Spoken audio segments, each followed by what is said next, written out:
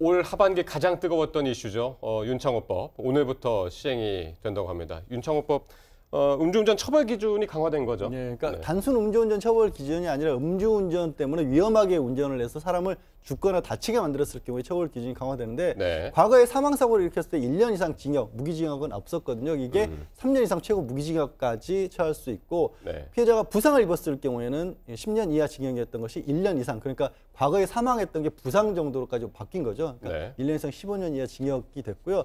사실 이게 애초에 요구를 했었을 때는 살인죄에 준해서 5년 이상까지 올려달라고 이제 윤창호법이 원하는 그랬습니다만은 그 고의로 사람을 해친 경우가 똑같이 하기는 어렵다는 점에서 3년 이상 정도로 해서 중간에 어떤 타협점을 찾았다고 볼 수가 있고 윤창호법은 크게는 이거 말고 이제 도로교통법도 개정이 돼서 음주운전 기준 자체도 좀 강화가 됐거든요.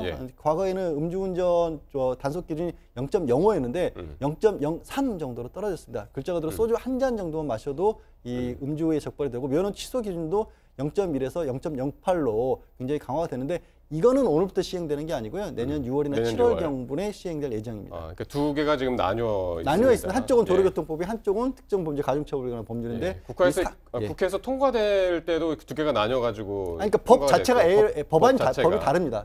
다른 법이기 때문에 제가 알기에는 여기 더해가지고 그 전에는 첫 번째 걸렸을 때는 면허 정지 또는 취소만 시켰어요. 그런데 지금부터 이제 1회 걸려도 형사적인 처벌을 하겠다. 지금 그렇게 됐는데 그것도 입법화 됐는지 저거는 좀 확인이 돼야 될 것 같습니다. 자, 그런데 이렇게 개정안이 통과된 이후로도 음주운전 사고가 계속 있었는데요. 그리고 오늘 시행 첫날임에도 불구하고 음주운전 사고가 또 잇따라 발생했다고 그래서요. 그러니까요. 이게 음주운전이란 게 우리가 마치 그 살인죄가 있어서 사형이 있다고 해서 살인 사건이 안 일어나는 건 아니지 않습니까? 그것처럼 음주운전에 지금 형은 아까 우리 양 변호사님 설명한 대로 지금 엄청나게 강화됐는데 이게 그 사람들한테 직접적인 그게 설마 내가 걸리겠냐? 사실 음주운전하는 사람들이 거의 그런 의식으로 술을 마시고 운전하거든요.